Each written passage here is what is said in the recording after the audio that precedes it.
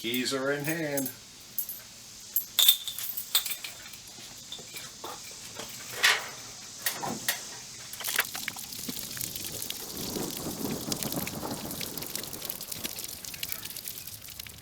Alright, this is once again a long time coming. We've got our specialty carburetor tools out here in case we need them. I think now is the time we put the key to the switch and see what happens.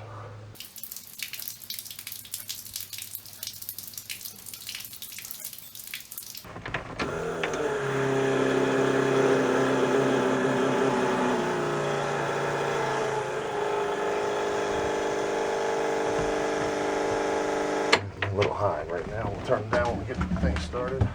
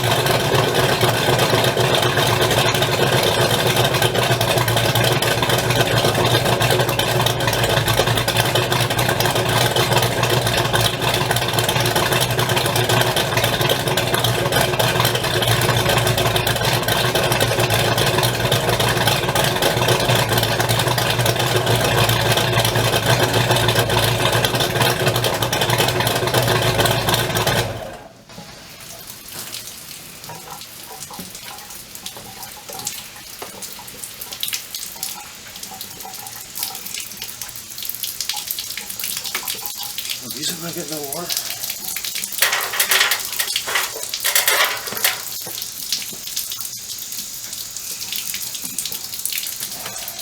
Get on me, kid.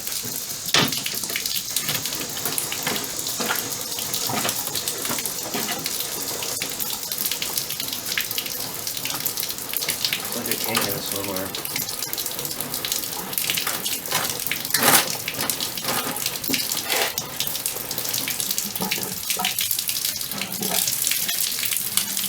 Violet kinks.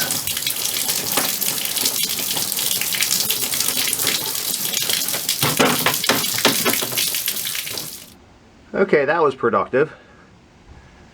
And it took a little bit to, a little extra throttle to keep it running at first because, it hasn't been started in a number of days. But we actually got it to calm right down to an idle, which, that's a first. I mean, it's usually quite a, well, you saw before. These motors are a bit bitchy at idle. So, we're quite impressed so far. Now we need to go back and search every fitting and search every piece and make sure it's all 100%. We also just had to fix our water. First assistant Jack washed his little go-kart yesterday and wound the hose up, and it had about 9 kinks in it, so we couldn't figure out why we were running dry. So a respooling of the roll, and I think we're ready to go ahead and start this dog back up. We also reset our fuel pressure to like 5.5 pounds. Apparently Edelbrock likes it to be a little bit under 6. They like between 5 and 6, so we set to 5.5. And we're gonna go ahead and get it restarted here and make sure it's set at 5.5 pounds instead of yo-yoing up and down because of what have you. And as I said, the more gas I run through the lines, I guess it'll clear the air out, which there's got to be some at some point here because we did have everything apart once again. So I'm gonna go kick the water on and enjoy the sweet music of a 482/496 K Kiefer offshore race motor.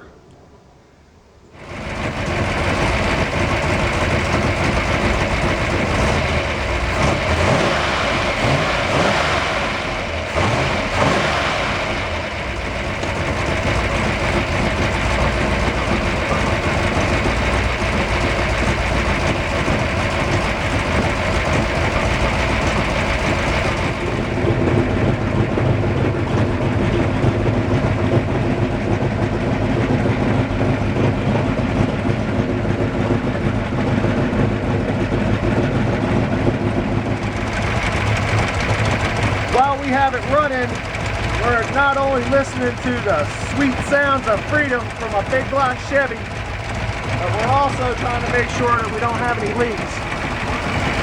And so far, so good with the front motor. Our new elbows for the manifold seem to be going fine. I don't see any fuel leaks up this end. And from here all the way back to the fuel pumps, it's solid. So let's go back there and take a look. Alright, here we are back at our fuel pump and fuel filter setup. And yeah, it seems to be working fine. I don't see any drips or anything. And of course the 19's getting a bath as usual. So we have water out both sides, it looks like, because the lawn's getting watered over here. I think we're ready for a test drive on the front motor. Now, it's number 2. Alright, let's give number 2 a try.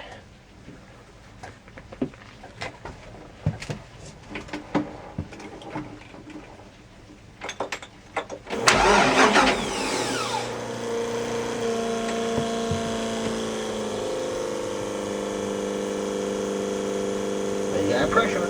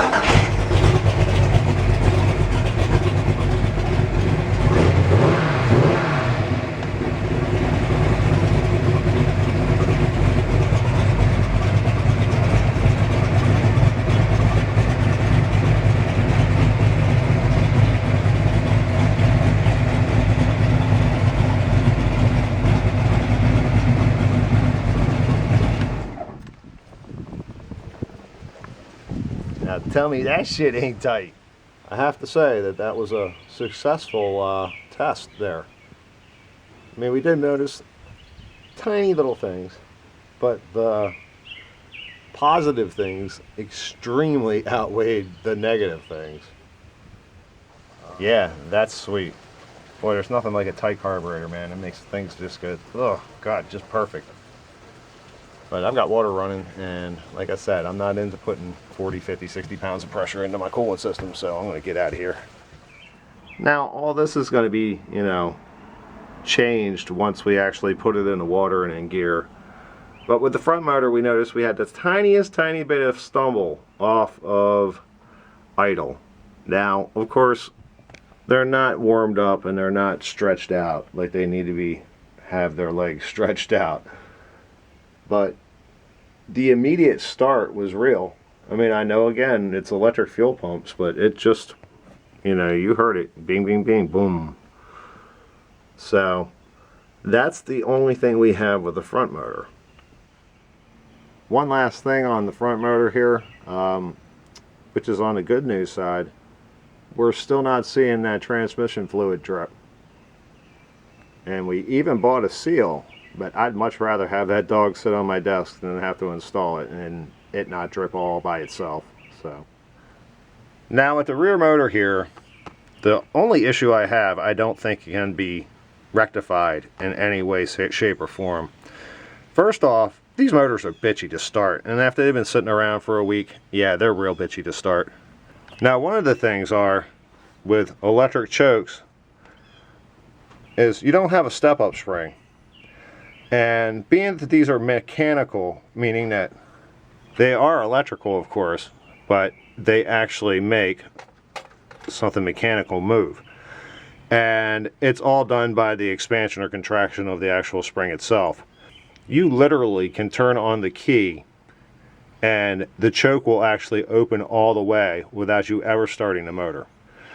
So it also works in reverse that way.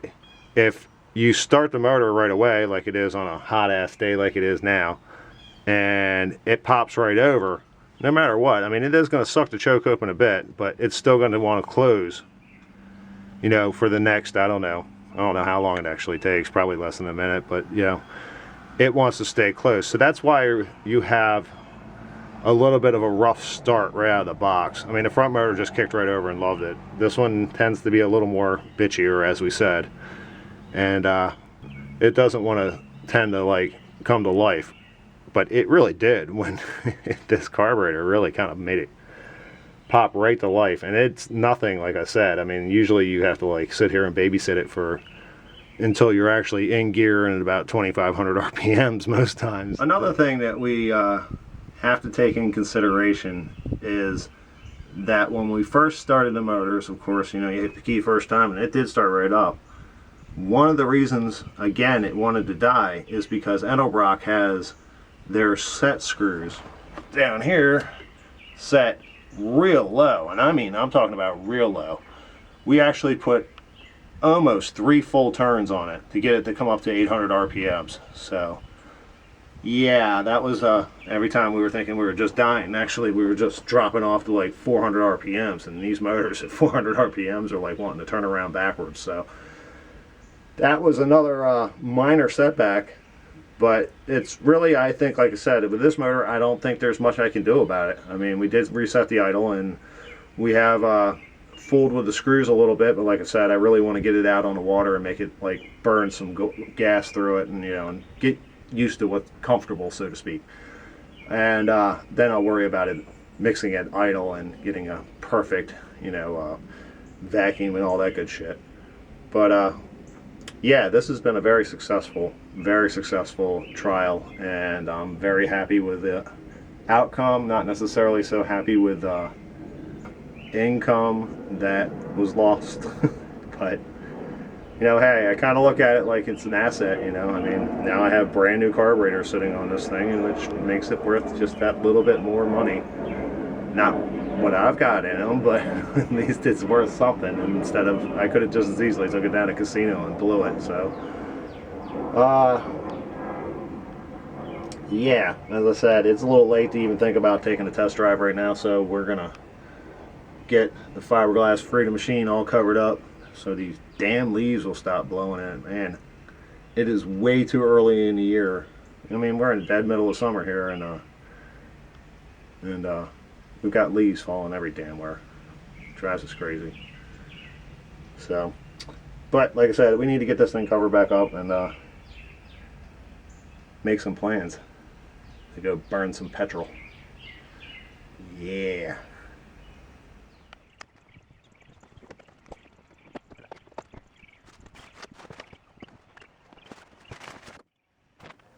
Hey, what's there not to like about a long-ass video that goes nowhere? I mean, come on! Give us a little love. Hit that like button. Subscribe to our channel. We'll give you content like that all the time. We also reset our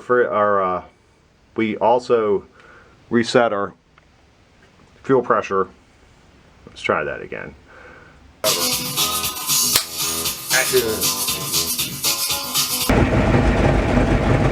Alright, here we are back at our fuel pump fuel filter scenario. We have to say that was